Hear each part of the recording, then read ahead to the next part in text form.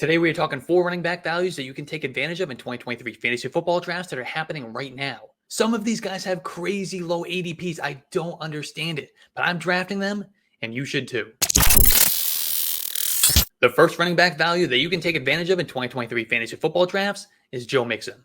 With a dip in efficiency in 2022 and some off-the-field incidents to begin the offseason, fantasy football drafters are completely fading Joe Mixon in 2023. His underdog ADP currently resides in the 5th round.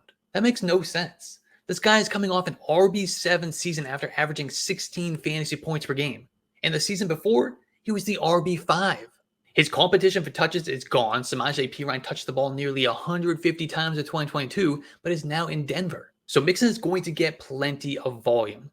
He will easily lead the team in carries by a wide margin and will continue to see a bunch of targets. The Bengals passed the ball at a high rate, which helped Mixon reach a career-high 60 receptions on 74 targets in 2022, which ranked top 5 among all running backs. That type of volume in the passing game gives Mixon a high ceiling and a high floor. And his ceiling gets another boost just from being in that Bengals offense. And sure, there's a lot of playmakers commanding touches, but efficient offenses allow for more opportunities for everyone and plenty of red zone trips and touchdowns. Mixon was top 6 with 46 red zone touches in 2022. He scored on 9 of those, and he had 16 touchdowns in 2021. Samaje Perine vultured 6 touchdowns last season that could become Mixon's in 2023. And the addition of Pro Bowl tackle Orlando Brown was made to continue to improve the protection around Joe Burrow, but it certainly helps Joe Mixon's case for another top 10 season as well. Joe Mixon is being drafted at his absolute floor, despite a clear path to elite volume, playing in a high-scoring offense, working behind a quality offensive line, and zero-touch competition. He is the perfect pick for anyone who wants to draft wide receiver heavy early or takes one of those elite quarterbacks or elite tight ends and needs a strong anchor running back in round 5. By the way, the ADPs in this video are coming from Underdog Fantasy, the best platform for drafting. I'm literally drafting on Underdog every single day, whether it be a quick draft or a slow draft, a mini $3 league, or the Best Ball Mania tournament where the winner takes home $3 million. I've also been dipping my toes into their season-long pick'em props. I love the Underdog platform, and I know you will too, so sign up now and use promo code YARDSPER to get a $100 first-time deposit match. And then I'll see you in a draft room. The second running back value that you can find in 2023 fantasy football drafts is Rashad White. Rashad White might be the steal of every 2023 fantasy football draft that is happening right now. He is in line for a significant workload, but is being drafted as a mid-range RB3. After the Bucs drafted him in the 3rd round last year, White had a productive rookie season, even while starting the year behind Leonard Fournette. The team turned to the rookie in week 10, giving him a surprise start over the veteran. And on the international stage in Germany, White ran through the Seahawks for 105 yards in his second RB2 performance of the season. And from there, it was game on. White took double-digit carries in 4 of the last 7 regular season games, and he finished as a top 25 running back in all 4 of those with 2 top 10 weeks. And over that stretch, Rashad White showed off his receiving skills by averaging 5 receptions per game, and he finished the season with 50 catches. While the Bucs' backfield remained an even split through the playoffs, it was clear that Rashad White was the better back in all phases. The team clearly saw the same thing and made the decision to release Leonard Fournette at the start of the 2023 offseason. But what they did or didn't do next was the clearest sign that they are all in on Rashad White. Despite the deepest free agent running back class in recent memory, the team only added a washed-up Chase Edmonds, who is zero threat to Rashad White's workload. And then despite holding 8 draft picks in a pretty quality rookie running back class, the team used 0 draft capital on the position, only adding Sean Tucker as an undrafted free agent. Remember, Rashad White was a strong prospect of his own coming out of Arizona State last year. The team invested a 3rd round pick on him, and for good reason. Not only is he a big, explosive runner, he's one of the best receiving backs to enter the NFL in the last 5 years. And sure, the pundits will criticize him for his inefficiency as a runner in 2022, but he was a rookie for one, and he was behind the NFL's most injury-depleted offensive line. He still managed to outperform the other players in his own backfield from an efficiency perspective. The line is now healed, and the path has been paved for a huge workload. And yet it feels like fantasy gamers are terrified to draft him because of the quarterback change from Tom Brady to Baker Mayfield.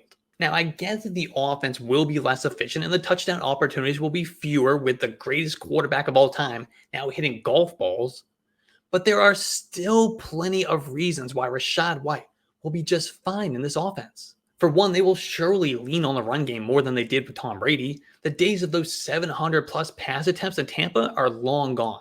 But when they do drop back, Rashad White will provide an easy outlet for Baker Mayfield to check down to when he's in trouble, as well as a weapon who can be the primary target in some situations. Plus, we all agree that this team's going to be pretty bad, right?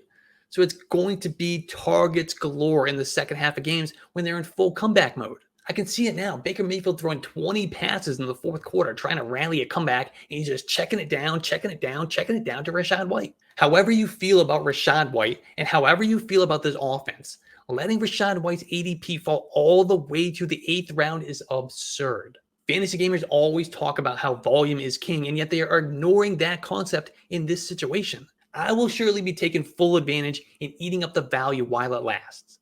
As it looks right now, Rashad White will be my most drafted running back in 2023, and it really won't be close. Before we get to our third undervalued running back for 2023 fantasy football, if you're enjoying this video and find it at all valuable, please hit that like button and subscribe to the channel. I'll be pumping out content like this all summer long. And hey, leave me a comment. Let me know what you want me to talk about next. My next running back value for 2023 fantasy football is David Montgomery. I've never really been a David Montgomery guy. I've always viewed him as overvalued in fantasy drafts. Some years I was right and others I was wrong, but in 2023, I am all in. Montgomery departed Chicago this offseason and signed a 3-year deal with the Lions worth $18 million. This is an offense that scored the 6th highest rate in the NFL last season. They were one of 3 teams, with the Bills and Eagles being the other 2, to finish the year top 12 in both rushing yards and passing yards. Montgomery projects to slide right into that role that Jamal Williams held on his way to 1,000 yards and 17 touchdowns. And Montgomery is a better version of Jamal Williams across the board. He may not score 17 touchdowns, but David Montgomery can realistically get to 1,000 yards and 10 touchdowns with about 30 receptions. And sure, I'm well aware that the team used a top 12 pick on a running back, but Jahmyr Gibbs will be more in that DeAndre Swift role. He might be a better version of Swift, but it will still be far from a bell cow opportunity. Gibbs will catch a bunch of passes and see probably about 7 to 10 carries per game, but that will still leave plenty of work for David Montgomery on early downs and in the red zone. Remember, the Lions generated 2 top 20 running backs in fantasy points per game in 2022. There's no reason to believe that they can't do that again, especially when they upgraded both roles. And it will surely benefit David Montgomery to run behind one of the NFL's best run blocking offensive lines too. That unit generated the 3rd most yards before contact of any offensive line in 2022, which is far better than anything David Montgomery ever experienced during his time with the Bears. David Montgomery has been an RB1 in fantasy football in 2 of the last 3 seasons. And while it's unlikely he reaches those heights with the presence of Gibbs, it is in his range of outcomes in Detroit. Gibbs is a rookie, remember, so if he struggles early, David Montgomery could cement himself into a significant workload. More likely, though, it will be a shared backfield where David Montgomery dominates the early downs and gets the red zone touches. In an offense that was in the top half of the league in rushing yards last season and produced the league's highest touchdown scorer, that's a pretty awesome role to be stepping into. We should easily see a solid top 24 running back season from David Montgomery. That makes him a massive value at his 8th round ADP. My final running back value for 2023 fantasy football for this video is Isaiah Pacheco.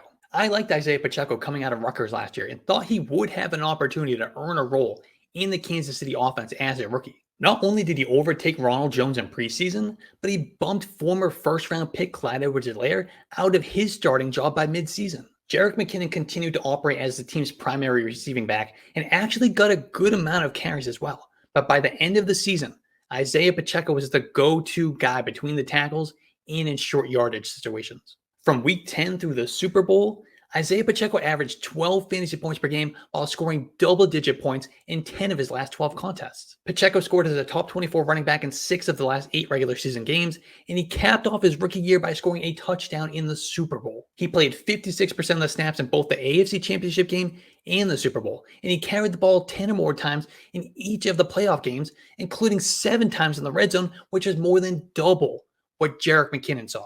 Looking ahead to 2023, the team brought back Jerick McKinnon, but they did not add anybody of significance to that backfield. That means Isaiah Pacheco is secure atop the depth chart, at least when it comes to the early downs and short yardage goal line opportunities. And that's all he needs in this offense to be a top 24 producer for fantasy football. After all, this is the Patrick Mahomes offense. They scored 61 touchdowns last season, and Clyde Edwards-Helaire scored 6 of those in the first 7 weeks. Now that role is Isaiah Pacheco's for a full season. It's realistic to project Isaiah Pacheco for 200 carries, 25 receptions, 1,000 yards, and 10 touchdowns. And that's not even his ceiling. I love taking him at his ADP. And it feels like fantasy gamers have that CEH PTSD after they were drafting him in the first round before he did a damn thing in the NFL. Now we have Isaiah Pacheco, who has shown us that he's good and that the team trusts him, and yet he's going this late in drafts? It doesn't make sense. I will absolutely continue to draft the starting running back for the Chiefs in the 8th round all day long.